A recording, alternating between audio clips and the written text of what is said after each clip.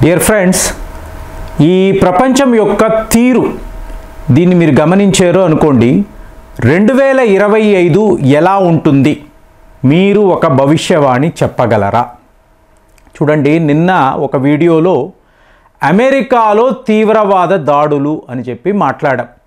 New York మహానగరము, అలాగే Las Vegas. So ఇక్కడ మీకు తీవ్రవాదులు దాడులు చేశారు, ఒకే కంపెనీ నుంచి వీళ్ళు ట్రక్కులను హైర్ చేశారు అని కూడా మాట్లాడాం. మీకు ఇప్పుడు ట్రెండ్ చూశారనుకోండి, ఒకప్పుడు ఒక తీవ్రవాది ఎక్కడో ఒక దగ్గర దాడి చేయాలన్నప్పుడు చాలా సీక్రెట్గా మీకు ఆ నగరంలోకి వస్తాడు.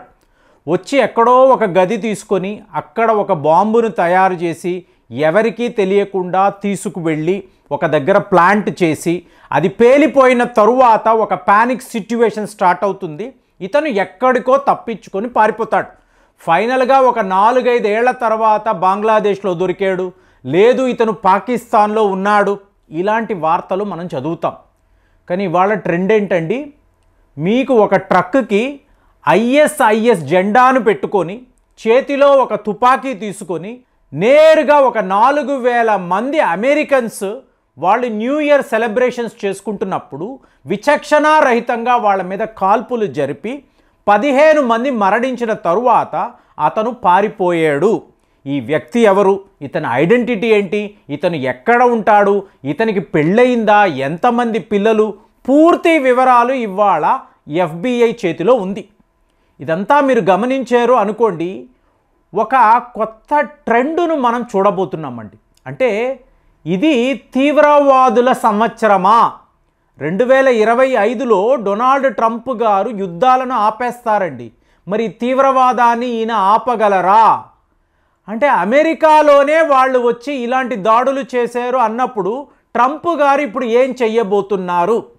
మీకు ఈయన ఎలక్షన్ క్యాంపెయిన్ని గమనించారు అనుకోండి, తీవ్రవాదాన్ని నేను మూలాలతో సహా లేకుండా చేస్తాను, ఈ ప్రపంచం యొక్క the greatest enemy is terrorism అని చెప్పి మీకు డొనాల్డ్ ట్రంప్ ఎలక్షన్ క్యాంపెయిన్లో మాట్లాడారు. కానీ ఇదే టైంలో మీరు బాబా వంగాని చూశారనుకోండి, when Syria falls the world burns అని చెప్పి ఆవిడ చెప్పారు. సో ఇక్కడ అమెరికాలో జరిగిన ఈ సంఘటన, అలాగే బంగ్లాదేశ్లో ఏం జరుగుతుందో మీరు గమనించారు అనుకోండి, 2025లో తీవ్రవాదం పట్ల మనకు ఒక అవగాహన ఉండాలి. అంటే ఈ వార్తలు చాలా ఎక్కువ వింటామండి. ఎందుకు? ఈ కనెక్షన్ చాలా చాలా డీప్గా ఉంది. ఇప్పుడు డొనాల్డ్ ట్రంప్ వస్తే అమెరికాను పరిపాలిస్తాడు, ఇండైరెక్ట్గా ప్రపంచం మీద ఇతని యొక్క ఇన్ఫ్లుయెన్స్ ఉంటుంది. అట్ ది సేమ్ టైం మీరు ఇంకొక వైపు చూశారనుకోండి, సిరియా యొక్క అధ్యక్షుడు మీకు ఆజాద్ పారిపోయాడు. ఇతను పారిపోవడము అన్నప్పుడు ఇది రష్యా భారత్ల ఓటమి అని చెప్పి మీకు ప్రచారం. ఎందుకు అంటే సిరియా మీకు ఈ ఆజాద్ ఎప్పుడు కూడా భారత్కి సపోర్ట్గా నిలబడిన ఒక దేశం అండి. కాశ్మీర్ ఇష్యూ అన్నప్పుడు వాళ్ళు భారత్కి సపోర్ట్గా ఉండేవాళ్ళు, వరల్డ్లో ఏ ప్లాట్ఫామ్ అయినా కూడా. సో ఇలాగ ఇతను పాకిస్తాన్, టర్కీకి శత్రువుగా మారాడు. సో ఇవాళ సిరియా పరిస్థితి ఏంటి? మీకు ఎన్నో అంటే దగ్గర 75 తీవ్రవాద సంస్థలు, ఇందులో 72 మీకు సిరియాలోనే ఉండడం. సో అందులో వాటి బ్రాంచులు ఇవాళ పాకిస్తాన్లో, బంగ్లాదేశ్లో మళ్ళీ మీకు సృష్టించబడడం. అంటే ఏంటి? మళ్ళీ అల్ఖైదా, మళ్ళీ ISIS. సో ఈ మూలాలు ఎంత డీప్గా ఉంటాయి అంటే సిరియాలో ఒకవైపు కుర్దిస్తాన్, ఇంకొక వైపు టర్కీకి సంబంధించిన మీకు అక్కడ తీవ్రవాదులు, మరోవైపేమో ఇజ్రాయెల్కి సంబంధించిన అధికారులు ఈ గోలాన్ హైట్స్ మాదే అనేవాళ్ళు. అలాగే సిరియాను ముక్కలు ముక్కలుగా ఇవాళ వీళ్ళు పరిపాలిస్తున్నారు. కానీ ఫైనల్గా మీరు చూసారనుకోండి, ISIS అన్నప్పుడు వాళ్ళ మూలాలు సిరియానే కదా. అసలు Islamic state of Syria and Iraq కదా. సో సిరియానే వాళ్ళ ఫౌండేషన్. కాబట్టి ఇదంతా మీరు చూసారనుకోండి, అమెరికా, ఇజ్రాయెల్ వల్లే మా దేశం ఇలా అయిపోయింది. సో ఒకవేళ మేము టార్గెట్ చేస్తే ఖచ్చితంగా అమెరికాను విడిచిపెట్టము. ఇప్పుడు అందరూ ఏం మాట్లాడారు? అమెరికా యొక్క సెక్యూరిటీ చూడండి, 2001లో వరల్డ్ ట్రేడ్ సెంటర్ మీద దాడుల తరువాత ఆ లెవెల్లో మళ్ళీ ఎప్పుడూ జరగలేదు. వాళ్ళ యొక్క రక్షణ కవచము పెంటగాన్ అద్భుతము. వాళ్ళ CIA, FBI ఏజెంట్లు ప్రపంచమంతా తిరుగుతూ ఎక్కడ తీవ్రవాదులు ఉన్నారు, వాళ్ళను ఎలా మట్టి కరిపించాలి, ఈ లెవెల్లో ప్లానింగ్ ఉంది అన్నారు. ఇదంతా ఏమీ లేదండి. జో బైడెన్ గారు ఏం చేశారు, ఈ తీవ్రవాదులతో కాంప్రమైజ్ అయిపోయాడు కాబట్టి అమెరికాలో ఇంతవరకు దాడులు జరగలేదు.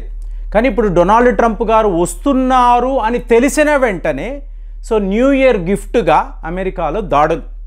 ఈ మూలాలంతా మీరు గమనించారనుకోండి. ఇప్పుడు బంగ్లాదేశ్ని తీసుకోండి. వాళ్ళ అజెండా ఏంటండి, ముందు హిందువులను టార్గెట్ చేయడం, మైనారిటీలు. ఇస్కాన్ గుళ్ళు అనండి, అలాగే ఆలయాలు, ఎవరైతే ప్రార్థనలు చేసుకుంటున్నారో వాళ్ళ మీద అంతా కూడా వీళ్ళు దాడులు చేస్తున్నారు. అలాగే ఇంకొక అతి ముఖ్యమైన విషయం ఏంటి, కరుడు గట్టిన తీవ్రవాదులు, కోర్టులో వీళ్ళపైన కేసులు, శిక్ష పడిన వాళ్ళు, కన్విక్టెడ్ క్రిమినల్స్, టెర్రరిస్టులు, వీళ్లను ఎటువంటి లీగల్ సిస్టము లేకుండా విడుదల చేయడం. అంటే మీకు మహమ్మద్ యూనస్ యొక్క బాస్ ఎవరండి, జో బైడెన్ కదా. జో బైడెన్ యొక్క బాస్ ఎవరు, బిల్ క్లింటన్. అంటే లింక్స్ని మీరు చూశారో అనుకోండి, మీకు ప్రపంచంలో ఈ తీవ్రవాదులను పెట్టుకొని ఒక బ్లాక్మెయిలింగ్ రూలింగ్ అనేదే జో బైడెన్ గారు చేస్తున్నారు. ఇప్పుడు దీనికి అంతా కూడా చరమగీతం పాడాలి అని చెప్పి డొనాల్డ్ ట్రంప్ భావించడము. అంటే ఇదంతా ఎలా చెప్పాలి అంటే, అమెరికా భారత్ కలిసి తీవ్రవాదులపై ఒక పోరు చెయ్యాలి అంటే కుదరదు, ఈ తీవ్రవాదులే మనకు ముఖ్యము అని చెప్పి అమెరికాలో ఉండే ప్రస్తుత పాలకుడు మాట్లాడుతున్నాడు. ఇప్పుడు దీనికి అంటే డొనాల్డ్ ట్రంప్ని ఆపాలి, భారత్ను ఆపాలి. ఇది జరగాలి అంటే ఏంటి, తీవ్రవాదులకు ఎలా కుదిరితే అలా సహాయం చెయ్యాలి అనే ఉద్దేశంతోనే ఇవాళ మహమ్మద్ యూనస్ యొక్క పాలన.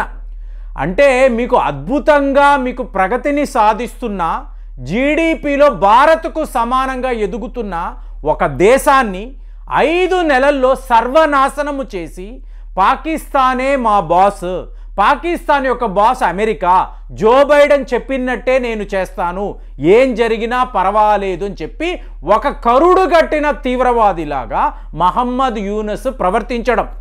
ఓవరాల్గా మీరు చూడండి, 2025 అన్నప్పుడు ఒక చిన్న ఎగ్జాంపుల్ వాళ్ళు చూపించారు.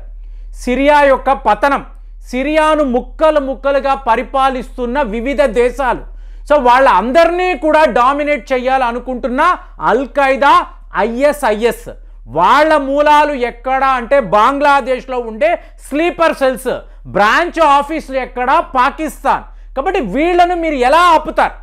ఇంతంత మంది దేశాలే తీవ్రవాదులతో నిండిపోయి ఉన్నప్పుడు మీరు వీళ్ళని ఆపడం ఎలాగా?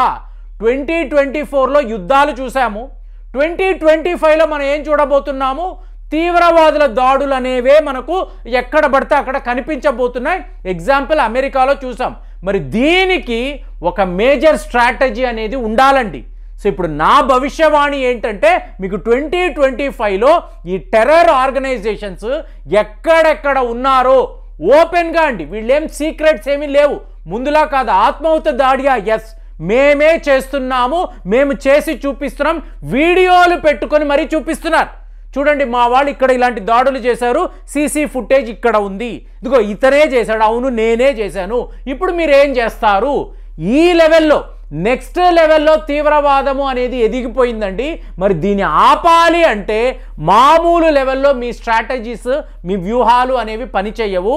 మరి డొనాల్డ్ ట్రంప్ గారు ఒక ప్రపంచ పాలకుడుగా తనని తాను నమ్ముతున్నాడు. ఈ వ్యక్తి హోటల్ ముందే అంత పెద్ద ఒక ఎక్స్ప్లోషన్ జరిగింది. మరి ఇప్పుడు ఏం చెయ్యగలడు? ఇదంతా కూడా జో బైడెన్ యొక్క పాపం అండి. తీవ్రవాదులతో కలిసిపోయి మహమ్మద్ యూనస్ లాంటి ఒక పరమ చెత్త వ్యక్తిని తీసుకువచ్చి బంగ్లాదేశ్ ఒక అడ్వైజర్ అని చెప్పి, అలాగే పాకిస్తాన్లో మీకు షాబాజ్ షరీఫ్ని తీసుకువచ్చి ఇలాగ ప్రపంచంలో అశాంతిని సృష్టించడానికి ఎన్నో రకాలుగా ఇతను ప్రయత్నాలు చేశాడు. మరి ఇవాళ డొనాల్డ్ ట్రంప్ వచ్చి ఈ తీవ్రవాదంపై తన పోరును సాగించగలడా? 2025 తీవ్రవాదుల సంవత్సరంగా నాకైతే అనిపిస్తుంది. మరి దీని మీద మీ విశ్లేషణ ఎలా ఉందో ఒక్కసారి కామెంట్స్లో తెలియజేయండి. మళ్ళీ వచ్చే వీడియోలో కలుద్దాం. జై హింద్.